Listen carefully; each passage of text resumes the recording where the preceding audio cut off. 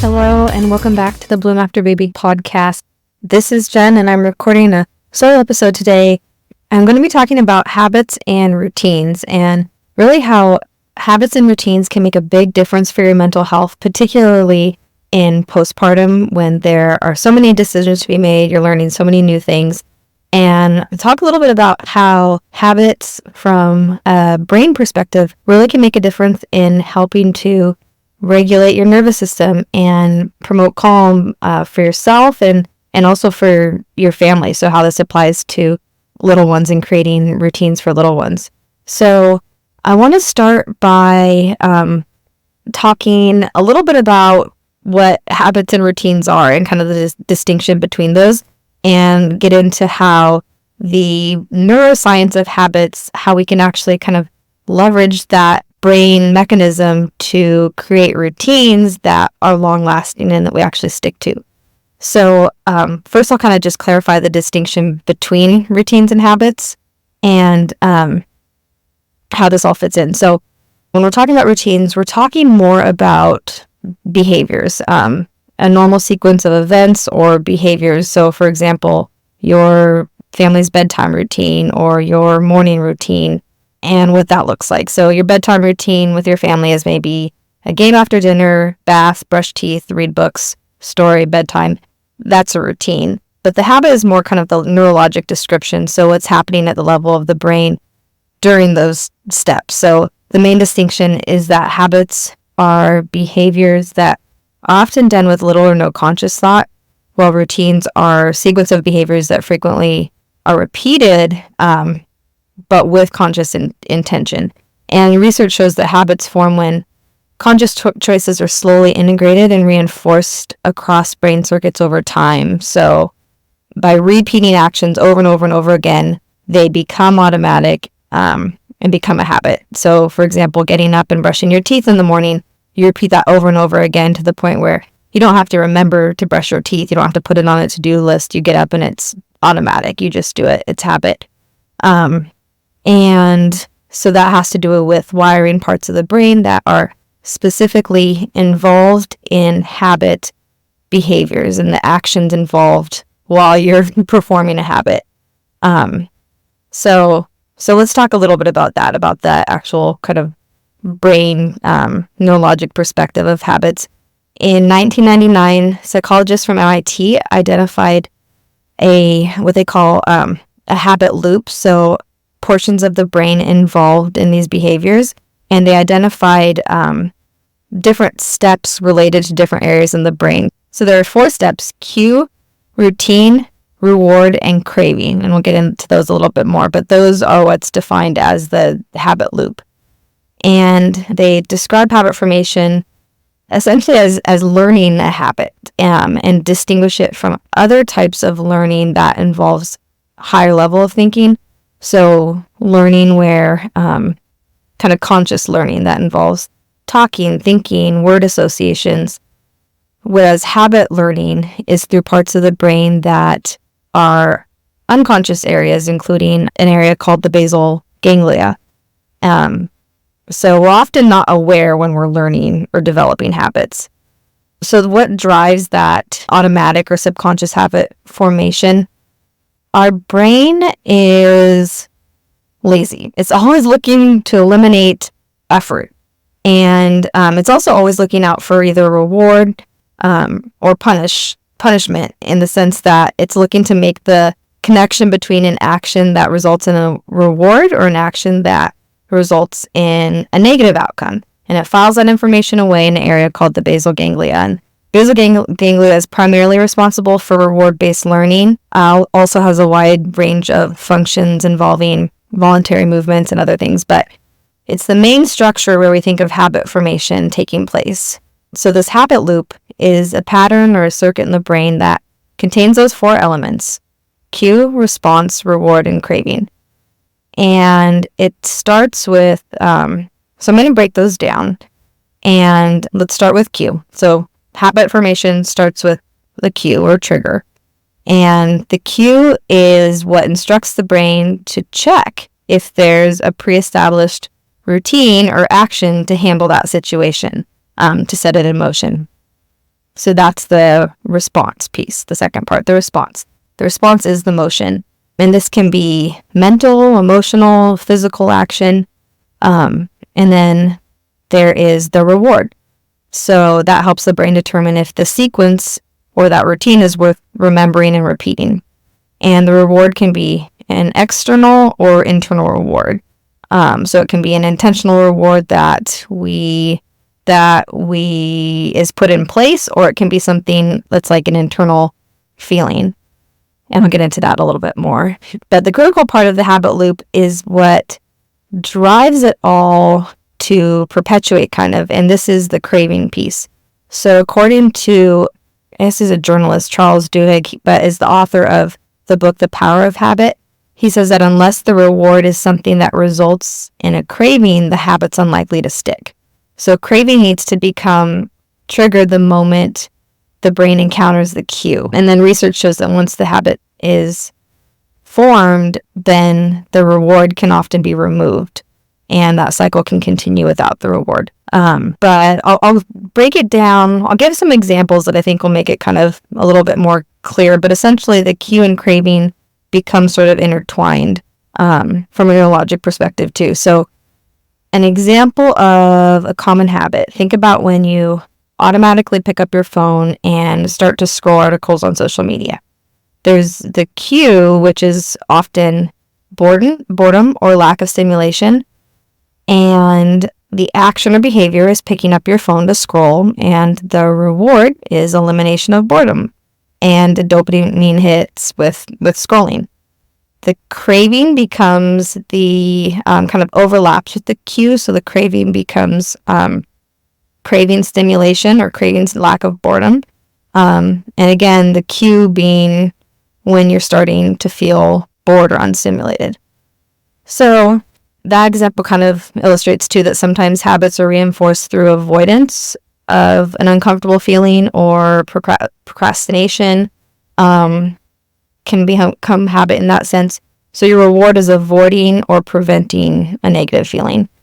And then the craving becomes simply kind of the impulse to avoid that negative feeling, or to find a more desirable feeling that you gain when you do the other thing, like scrolling in that example. So let's take a step back and think about how habits can be beneficial when it comes to creating more peace and calm for yourself and in your household. There is a connection. So again, like I said, our brain loves habits. Habits take less energy. They don't use higher level thinking, cortical areas of the brain. So from a neurologic perspective, that habit loop is efficient, it's streamlined, it's cost effective, and your brain's always looking for paths of least resistance. In fact, research shows that behaviors people consider habitual lead to less emotional arousal than new behaviors. And we see that in kids for sure. So that's part of the reason that habits can feel good for kids, that there's less of the decision-making effort, the strain and stimulation that comes with that, and less of the unknown. And when the brains can anticipate what's next, they'll feel more secure, more confident. So part of that has to do with there's less activation in areas of the brain involved in stress response associated with uncertainties. So why did I use all this time talking about the formation of habits? It's because we can use that brain science of habit formation to help structure our routines, our daily routines, in more effective ways that we'll actually be able to stick to and adhere to using those brain habit loops. So the goal is really to develop routines that become somehow habitual, that don't require conscious effort or thought or decision making. And then we'll be able to stick to them better. And again, along with all of that, promotes a sense of calm, confidence, security in the brains of our little ones. So I'll go through a couple examples now of how you can make some of your daily routines more habitual, and kind of breaking down the routines into portions that can become essentially habits. First, I'd like to clarify too, when we're talking about kind of how to develop this, that there's no specific timeline for how long it takes for a routine or behavior to become a habit. there was a myth around 21 days, and that had come from a study by Dr. Maxwell Maltz, who is a famous plastic surgeon from the 1950s, and he'd observed that it took about 21 days for patients to get used to their new appearance after a nose job. And somehow that number became kind of a golden rule of habit formation. But scientists nowadays agree that it can take likely anywhere from 18 to 254 days is what research shows to form new habits. So anyways, just keeping in mind that it can take weeks to months to really form into a habit. And in terms of when you want to think about implementing a habit into your daily activities, obviously there'll be lots of times during the day that we aren't sticking to routines, but the best time to have kind of a regimented habitual routine is times of transition. So like morning and bedtime routines, after school pickups, meal times, transitions that can be really tough or where there's more unknowns, less predictability, higher emotional strain. So using these areas of the brain involved in habit and predictability in those times can be less emotionally straining for you and for your kids. It's more comforting for your little ones. So I go through a couple examples of how we can create habits in our morning routine. So for example, say your morning routine is something along the lines of your little ones waking up, having breakfast, getting dressed, brushing teeth, brushing hair, putting on jackets, shoes, grabbing bags, getting out the door. Where in that sequence do you usually find the most, there's the most struggle? For our family, often it's the time between wake up and breakfast is often challenging. And so one way we looked at creating more of a habit between that sequence or that transition, that was one of the first places I looked to kind of implement a habit. So let's first create kind of, going back to that cue, response, reward, create a clear cue for breakfast time. So we're trying to get from wake up to breakfast time smoothly. And a lot of times what would happen would be like my toddler would walk into the living room, start pulling out toys, getting distracted with other things. And so what we started doing is having her breakfast all ready to go. Usually it's just oatmeal. Having it ready to go at the table where she usually eats all her meals. And then we would use the phrase when she woke up, your breakfast and milk are on the table when you're ready. So it's not a question. There's no decision making. The cue is verbal there. That it's there in the living room, ready to go. And then there's the visual cue too, when she gets into the living room, that her breakfast is there, ready to go. She sits down to breakfast.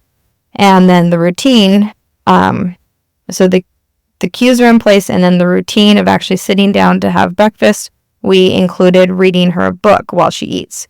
And so it's part of the routine, and then the reward too, in the sense that the reward is she enjoys reading the book with us. So it's essentially an intrinsic reward. And then after she finishes breakfast, she gets some playtime. So she knows as soon as breakfast is over, we're going to do an activity before she gets dressed. So there's a built-in kind of external reward there as well, that she's going to have playtime. I guess that would be an intrinsic reward too. But so then the craving piece becomes that once she finishes breakfast, she gets some playtime before moving on to the next thing. So she's looking forward to that playtime as well.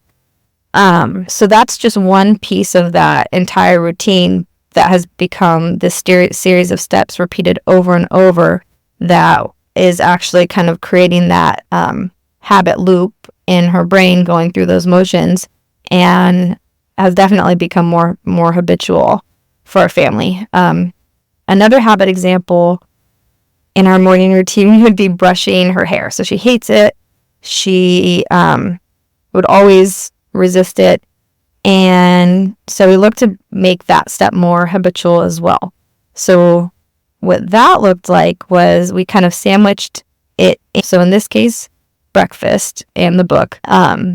So we So the cue or the loop for this looks like, first of all, the cue. So we put out all our hair things in a basket, her hairbrush, spray, clips. And while she's eating breakfast, I pull out the basket and tell her, okay, I'm going to do your hair right now while you're having breakfast. And I ask her which clip or scrunchie she wants. So that's the cue. And then I do her hair, brush her hair while she's having breakfast. So that's the routine. And then the reward is still that once her breakfast is finished and her hair is done, we have playtime. And so also with coupling, so I'd say with this, so the cue is there, that kind of visual cue, and then also eating breakfast, she knows, is the time we do hair as well. The routine is doing them together, and then that reward of playtime when it's all finished. And then also coupling the hair with eating. That's something I learned from an OT, to have some sort of kind of oral stimulation, like eating, chewing something, to help distract and can kind of reduce the sensory input for kids that are more tactily defensive. So that was also a reason to kind of include that routine there. So those are two pretty simple examples of how we kind of use that science of habit to make steps in the morning routine a lot smoother. And it's definitely true, you see with that structure and sequence, that they come to anticipate those steps and kind of seem to find comfort and calm in that structure. And again, like I said, I think this can also be really valuable postpartum when you are learning so many new things. There's all sorts of decision making and mental gymnastics all throughout the day, keeping track of, things like feeding and baby sleep and just all of this information that you are trying to keep track of. Creating habits around little tasks can really free up some brain space. And so, like another example there was laundry. I was really struggling, or do really struggle, to keep up with our laundry. And so one example of kind of creating a habit there could look like having a cue of,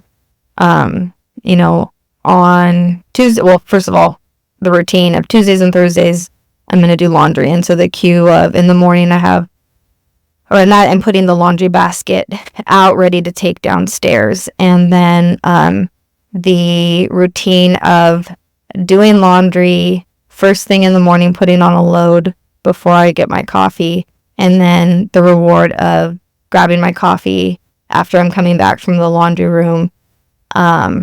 And then I started associating kind of that process of getting coffee with having finished the laundry. And so again, that's kind of a small example of a way to make a chore more habitual and, like I said, kind of free up some of that brain space for other important decision making. So for me personally, understanding habit formation and being able to kind of break down parts of the routine, kind of a process around that, it's been really effective. I hope you'll find it helpful too, and really finding more calm and predictability and comfort for your kids and your family in your day-to-day activities. I'll link some of the information and some of the references that I talked about in the show notes. So if you'd like to learn more about habits and also some good resources for creating more types of habitual routines for your little ones, check out the notes. And as always, please reach out on Instagram with any thoughts or questions. I always love hearing from you, and definitely helps me know what topics, information you need more of. If you enjoyed this episode and you found it helpful, please go ahead and hit subscribe and leave a review and any feedback. Also, you can find me over on @bloomafterbaby on Instagram, and I always love hearing from you guys and what topics you want to hear more of. Thanks so much for tuning in. Bye.